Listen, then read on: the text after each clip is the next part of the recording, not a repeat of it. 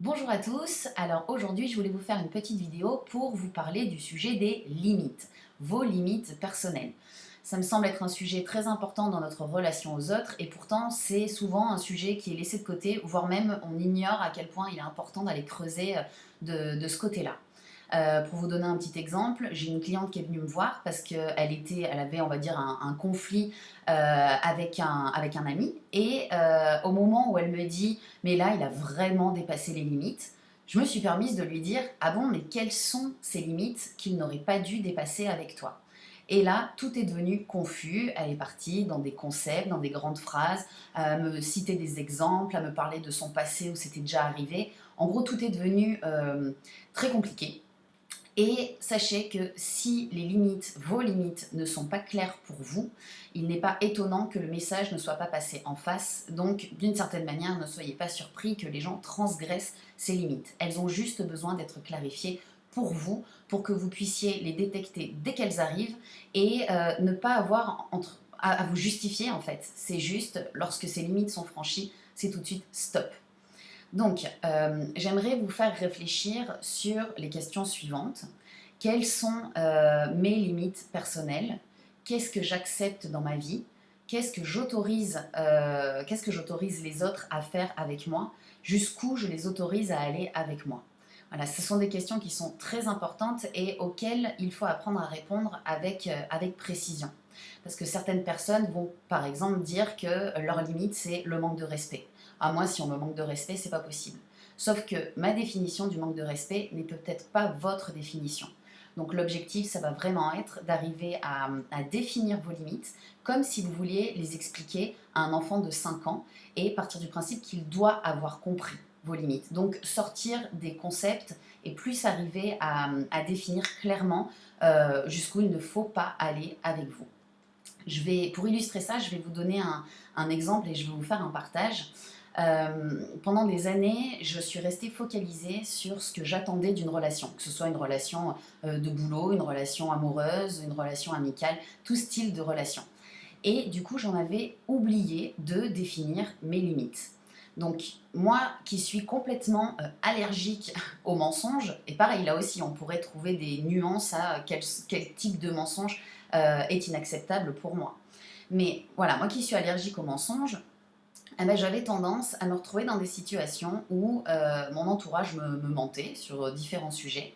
Et au moment où ça arrivait, j'étais en négociation avec moi-même en fait. C'est-à-dire que je me disais, mais tout ce que j'aime chez cette personne, est-ce que ça vaut le coup que je m'en prive parce qu'elle m'a menti?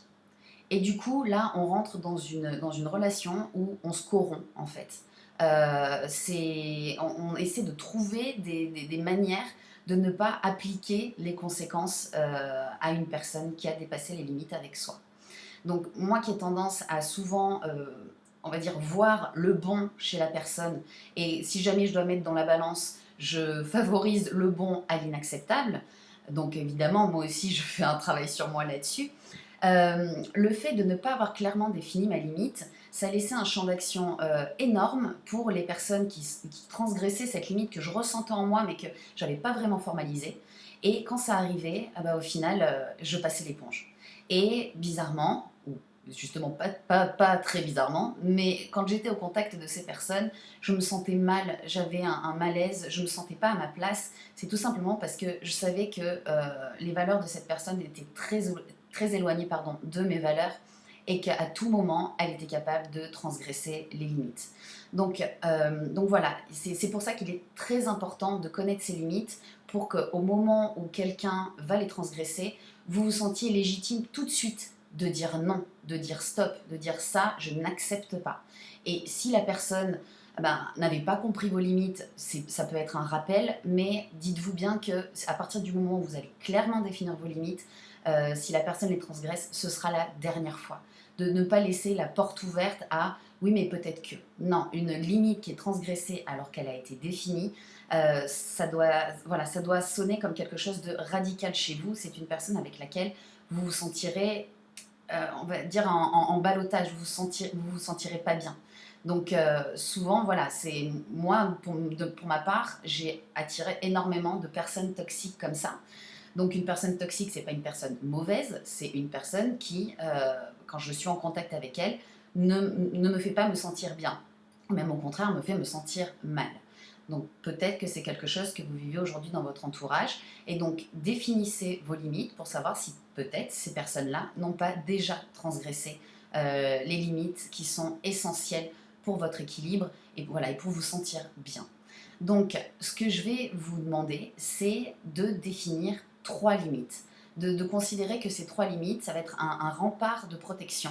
Et ce sont des limites où, comme je vous le disais juste avant, il va être important de mettre des mots clairs pour pouvoir les repérer très très vite dans vos rapports avec les autres, pour pouvoir vous respecter en définissant et en expliquant clairement vos limites dès le début de votre relation. Donc voilà, j'espère que cette vidéo a été utile et je vous dis à très bientôt. Et si jamais vous avez besoin qu'on en parle, parce que c'est pas forcément évident de pouvoir définir ses limites, n'hésitez pas à prendre rendez-vous sur mon site internet et je me ferai un plaisir d'en discuter avec vous. Voilà, je vous souhaite une bonne journée. Au revoir.